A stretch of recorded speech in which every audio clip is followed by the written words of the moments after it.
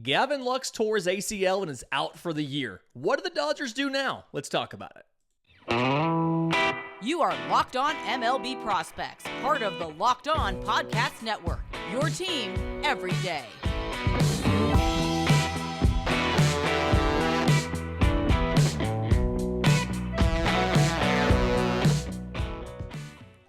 Yes, welcome on in to Locked On MLB Prospects, your home for all things minor league baseball. I'm your host, Lindsey Crosby, baseball writer and podcaster. Thank you for making this your first listen.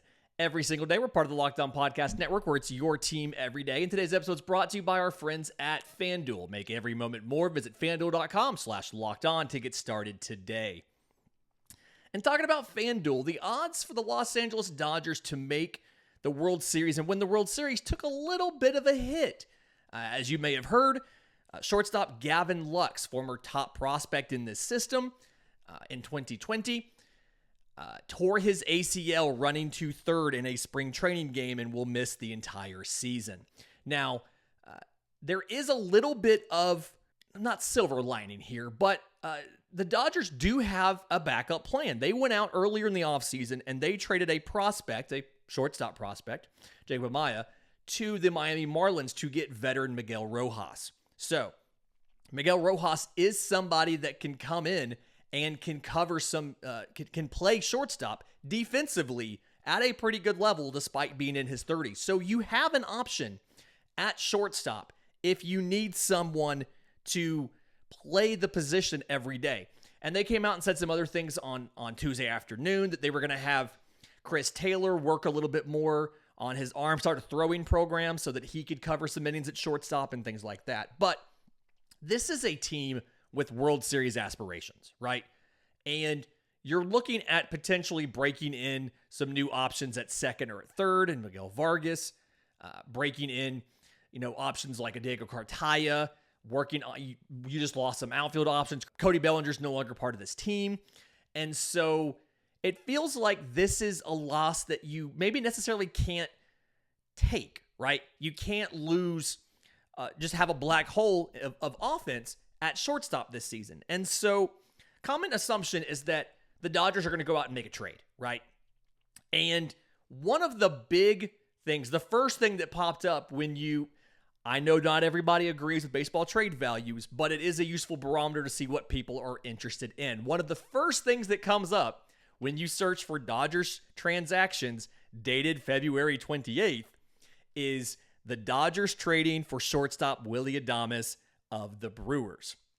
So, Willy Adames, a couple things to know about here. 6'1", 214, 139 games last year. This was his second year there in Milwaukee after being traded from the Rays. He actually performed much better offensively when he got traded from the Rays. He said he couldn't see the ball very well in Tropicana Field.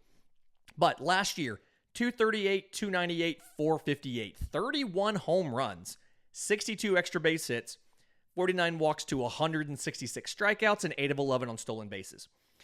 The reason that we're discussing Willy Adames possibly being available is the money. We've seen obviously, Milwaukee is considered to be a lower revenue team. We have seen them make moves, get rid of guys, trying to save a little bit of money. Their payroll actually has gone down, if I have that correct, this offseason from last year. And Willy Adames is in the second year of arbitration. He is making $8.7 million at age 26. He will be an ARB3 in 2024, which would be another probably couple $1 million in a pay raise, and then a free agent in 2025. And so if you are looking at finding somebody who is at least average defensively, league average last year was a .974 fielding percentage from shortstops. Willy Adames was a .973. So if you're looking for somebody who's going to give you around league average defense or potentially better depending on coaching and things like that, Willy Adames is an attractive option as someone who can give you something on offense more than what you're going to get from Miguel Rojas. The big question here becomes, is this deal just Willy Adames, or do you try to get Corbin Burnes as part of this trade as well? I think there's a couple different ways you can structure the trade based on if you are just trying to get Willy Adames or if you're trying to maybe a package deal, get Willy Adames and a Corbin Burnes or, a Brandon Woodruff. I would probably assume Burnes would be the one you would go get. So, refresher in case you forgot who, Corbin Burnes was. Won the Cy Young in 2021.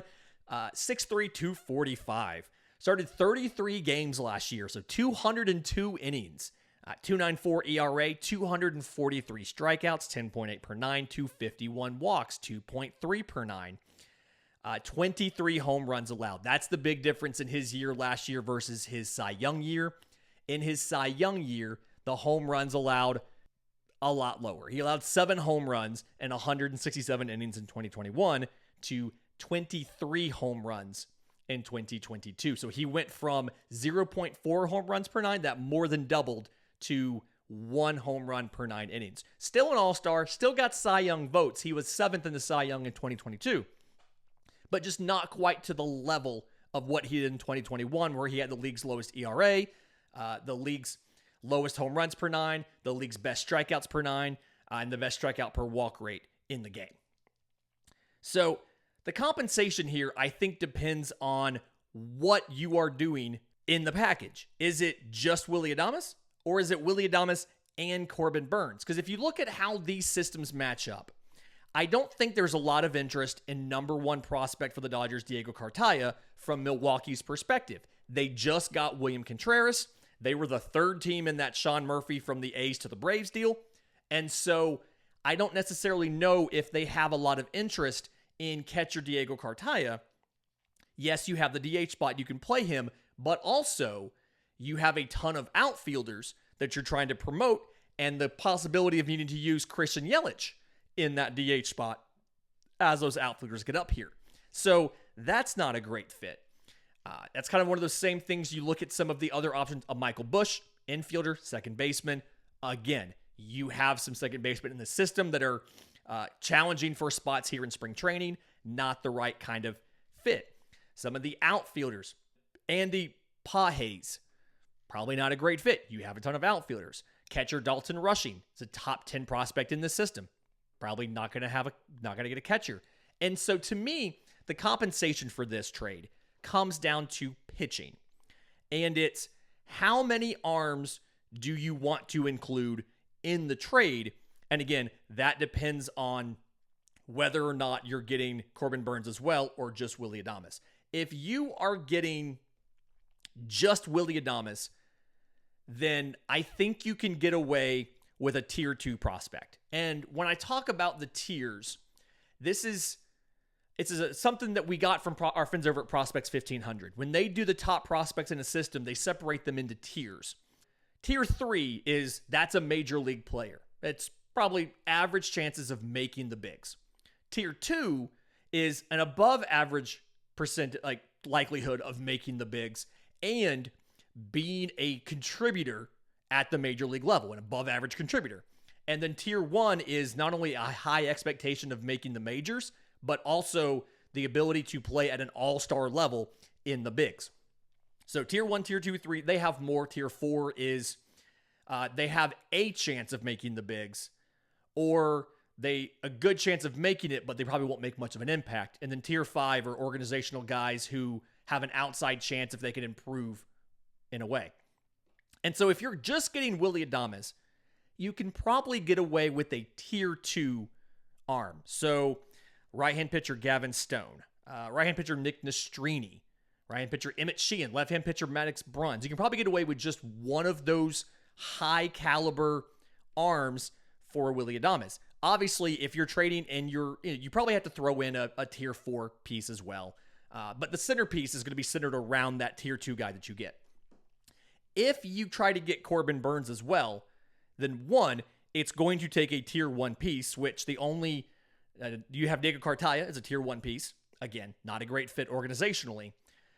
And then right-hand pitcher Bobby Miller, 2020 first rounder, 6'5", 220, looks like he's potentially one of the best pitchers in the minors.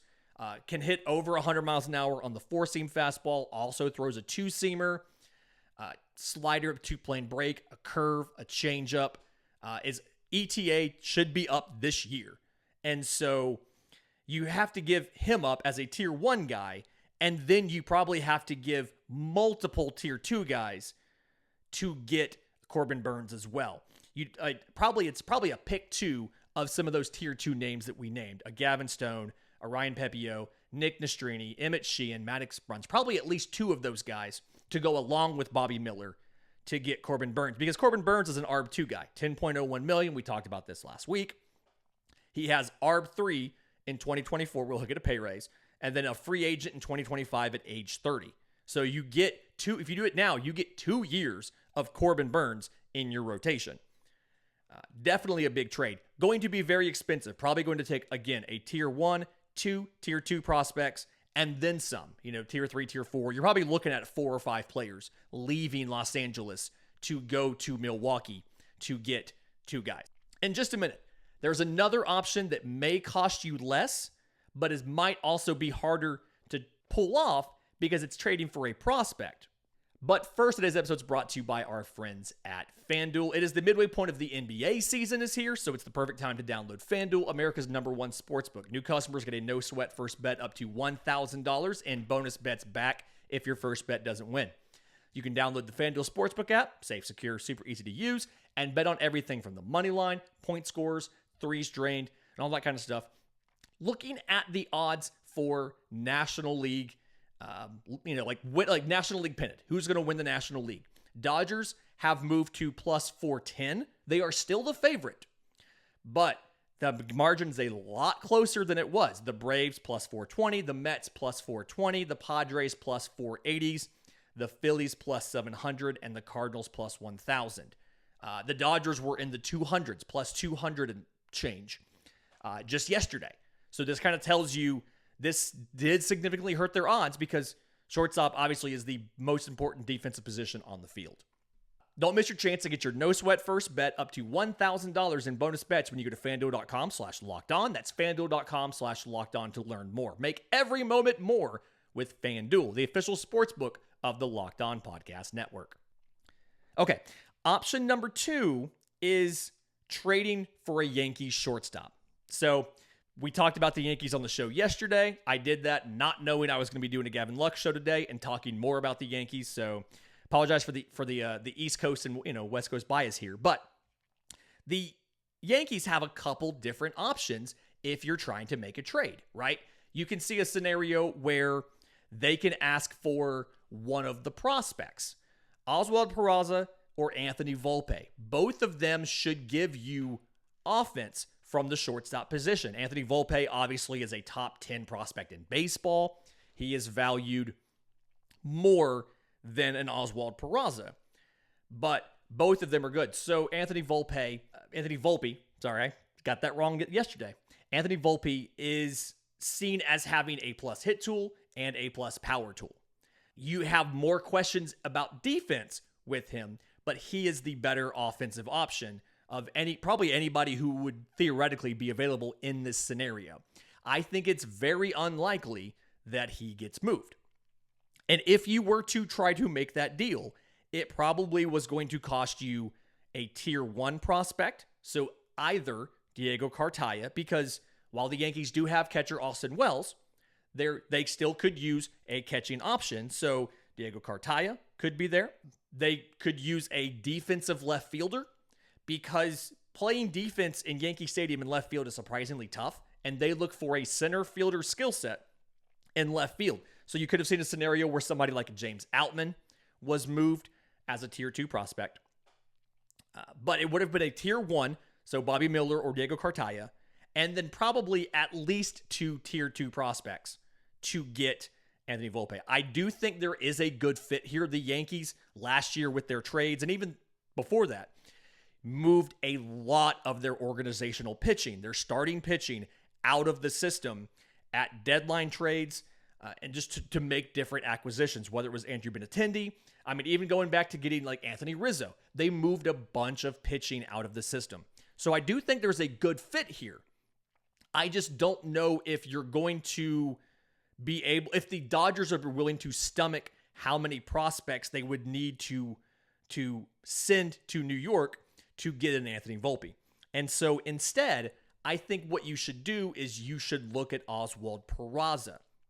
So Came up, obviously, had some time last year. But in AAA last year, 99 games in Scranton Wilkes-Barre, 259, 329, 448, 19 home runs, 35 extra base hits, 34 walks to 100 strikeouts. Got 18 games in the big, still has rookie eligibility, 306, 404, 429. 1 home run, 4 extra base hits, 6 walks to 9 strikeouts, 2 for 2 on stolen bases.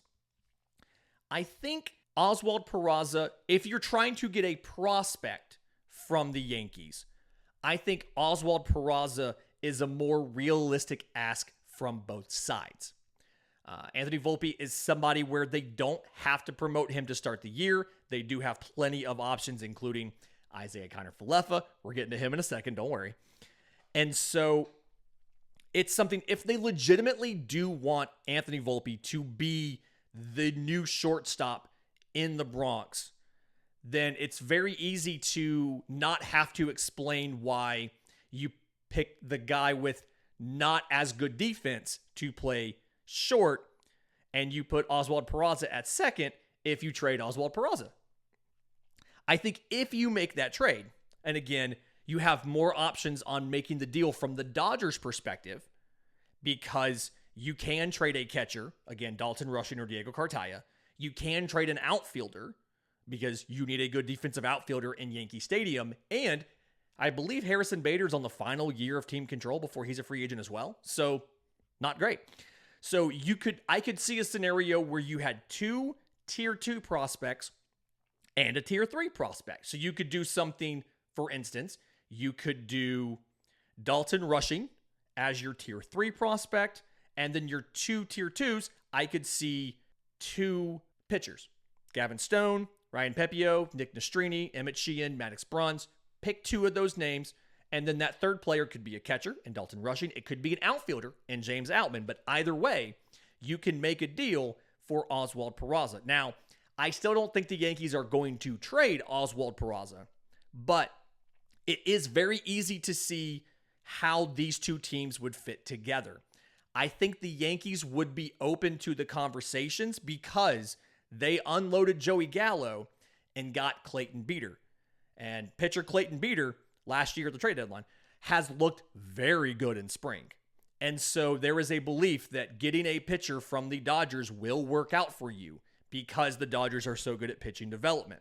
And so, again, Volpe is probably a tier 1 prospect, so either Bobby Miller or Diego Cartaya, and then at least 2 tier 2s, plus probably a tier 3. Whereas Peraza, you can probably save one of those big 2, but you could do 2 tier 2s and a tier 3 and probably get away with the deal. The other option, and this is very much we are banking on Gavin Lux to come back next year, be healthy, and be able to be the starting shortstop, is trading for Isaiah Kiner-Falefa. He is not necessarily the favorite of a lot of Yankees fans, and so I do think that there is a possibility of going out and getting him in a trade. 1 year, $6 million deal is his deal this year. He'll be a free agent next year in 2024. 5'11", 190, got 142 games in New York last year. 261, 314, 327. 4 home runs, 24 extra base hits, 35 walks to 72 strikeouts, and 22 of 26 on stolen bases. Offensively, does not have the same potential as a Peraza or a Volpe or Willy Adames. Not on the same level as those guys. But he does give you, he's been in the bigs now for 5 years. So he does have the experience. It should be easier for him to acclimate, and you don't run the risk of a prospect having to overcome a learning curve on a World Series contending roster like the Dodgers roster should be. So if you were to make this deal, you're getting right about average defense. It was a 970 fielding percentage last year. Again, the average for shortstops last year was a 974, so he's right around average defense. You get an average defender who's going to be able to give you a little bit higher batting average, but a low power ceiling. And again, 314 on base. But it's going to be significantly cheaper. You can probably get away with 1 tier 2 guy. So any one of those pitchers we named, left-hand pitcher Maddox Bruns, Emmett Sheehan, Nick Nastrini, Ryan Pepio, Gavin Stone. Probably any one of those guys, plus a random lottery ticket prospect farther down in the system. That's always an option as well. Again, that doesn't necessarily solve the answer of you don't have offensive contributions at the shortstop position, but it is significantly cheaper, and it does give you now two options in Miguel Rojas and IKF to get through the 2023 season, with the assumption that Gavin Lux is back for 2024, or you have the option to make a bigger package in the offseason to go get a shortstop. In just a minute, we've got a few more options, some journeyman veterans, and one former top prospect that I think is maybe a sleeper in all this. And we'll get to that next on Locked on MLB Prospects. And we are back. So we're looking at what the Dodgers are going to do to replace Gavin Lux. Obviously, it's not a great situation to have lost your starting shortstop in spring training. Definitely not when you are a system like the Dodgers that just do not have any high-level defensive shortstops in the system. There's not really a true shortstop in this top 30 anymore. And so very difficult to figure out how to replace them. I think one option you have to discuss is reaching out to the Guardians. The Guardians have a ton of middle infield prospects. It feels like the things they have are middle infield prospects and pitching. And so I feel like you have the option, because it's an expiring deal and it saves them some money, you have the option to go out and get Amed Rosario. Veteran, batted .283, .312, .403 last year. He's on a one-year deal, $7.8 million. Will be a free agent in 2024. Gets you right around average defense. He was a .977 fielding percentage last year. Again, reminder, the league average for shortstops is .974. But gives you a veteran who's been in the league for plenty of time, who does not have that ramp-up period like you would have with a lot of prospects. You would have another veteran in Miguel Rojas there as well. This does not fill your offensive need at shortstop, but it gives you multiple options for defense, because right now you are one Miguel Rojas injury away from playing Chris Taylor at shortstop every day. So that is an option. Again, probably a little bit of a smaller compensation package. You're probably looking at a tier 3 guy, maybe a tier 2, kind of depends. Not really sure what Cleveland's going to want from that. I know a lot of Cleveland fans want them to trade a prospect. It just feels like this is a scenario where they're going to want a veteran unless it is a top prospect. So I see Amed Rosario as more likely. There is always the possibility, because it is the Dodgers, that they try to make a package similar to what we talked about with the Brewers. They try to make a package and get one of these pitchers. So they get an Aaron Savali or a Zach Plesac. They get one of these well-known, prominent pitchers to go along with shortstop Amed Rosario. Another option, if you're looking at a smaller deal, would be calling the Baltimore Orioles. The Baltimore Orioles have one of the lowest payrolls this year, as I complained about on yesterday's show. And so I do think there is a possibility of them being willing to move Jorge Mateo. That would be a scenario where it almost assuredly would be a pitcher, is what you would be sending as the compensation. And again, Jorge Mateo would absolutely be just a defensive option. While he has plenty of speed, and he did steal plenty of bags. I think he had 35 stolen bases last year. He also 221, 267, 379. OPS was 645, 646. OPS plus is like 81. So below average offense other than the speed for steals. But defensively, playing shortstop, again, same scenario we were in, 972, right there around average defense as far as fielding percentage. I know that's not the gospel, but average defense gives you another option that's younger, 27 years old. I think he'll be 28 next year. He'll turn 28 during the season. Gives you another option instead of 34-year-old Miguel Rojas to be your starting shortstop. Neither one of these are great. Again, you struggle with the offense. This is more of a defensive choice. And you can find other defensive options in free agency. Jose Iglesias is a free agent right now. Andrelton Simmons, 33 years old, free agent right now. Not going to be glamorous at all. Andrelton Simmons might have a renaissance if he rejoins Freddie Freeman and Jason Hayward. Who knows? Atlanta West is what you'd be recreating there, but always an option. Here's the one that I want to propose that I think is a little bit outside of the box, but would work for both teams provided that they buy into this. And that is calling the Texas Rangers about Josh Smith. 2019 second rounder by the Yankees out of LSU. He was part of the Joey Gallo trade from the Yankees to the Rangers. This would be a nice way to seal that, to complete that circle. Last year in AAA Round Rock, 55 games, 290, 395, 466, 6 home runs, 23 extra base hits, 33 walks, 254 strikeouts, and 9 of 13 on stolen bases. He was up plenty last year. The stats were not great. 73 games in the bigs last year, 197, 307, 249. Did not look great. I will acknowledge that right now. I do think that when you watch what Josh Smith does very well, part of this was, he was hurt a little bit, but part of what he does well is he's very good at working a count. He's very good at gap power and then using his speed to take extra bases. He doesn't chase a ton. And if he actually swings at a ball in the zone, he's almost guaranteed to make contact with it. We talked about this on Monday. Not the best measure, but average exit velo in the low 90s, max exit velo 106. He has the power. He also has defensive versatility. He's played just about everywhere. He played in the infield. He played in the outfield last year. He actually is listed in some places as a shortstop, third baseman, left fielder, second baseman. Like 3 or 4 different. He's probably your guy in fantasy. He's a younger version of Chris Taylor. That's what he is.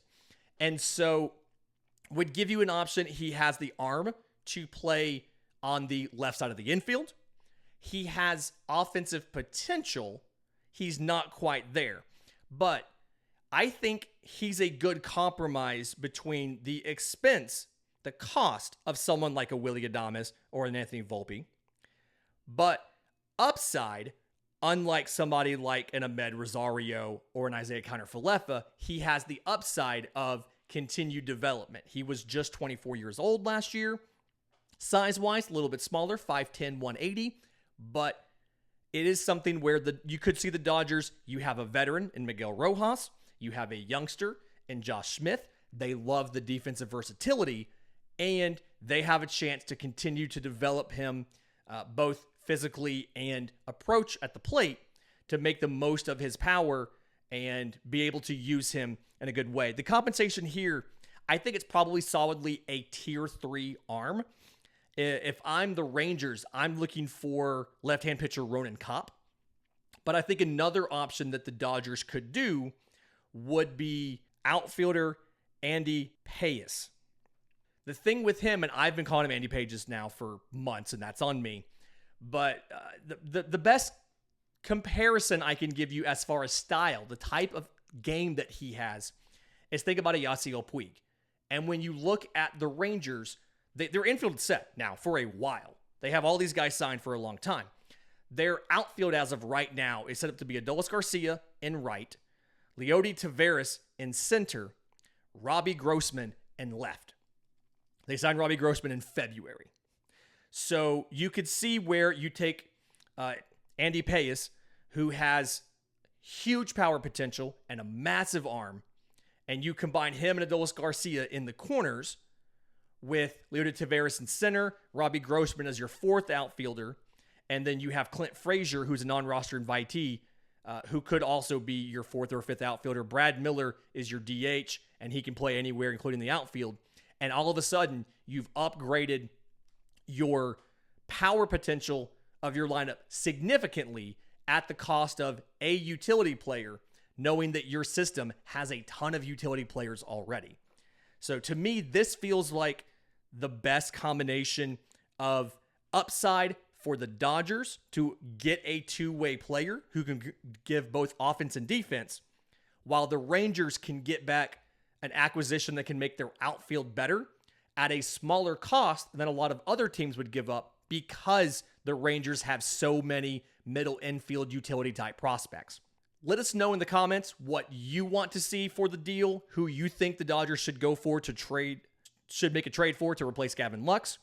And in the meantime, if you have questions for the show, our mailbag on Monday, I'm on Twitter at Crosby Baseball. Show's on Twitter at Locked On Farm. You can email us, lockedonmlbprospects@gmail.com, or drop your questions in the Locked On MLB Prospects Discord. Link is in the episode description. Link is in the show notes. Until tomorrow's show, this has been Locked On MLB Prospects.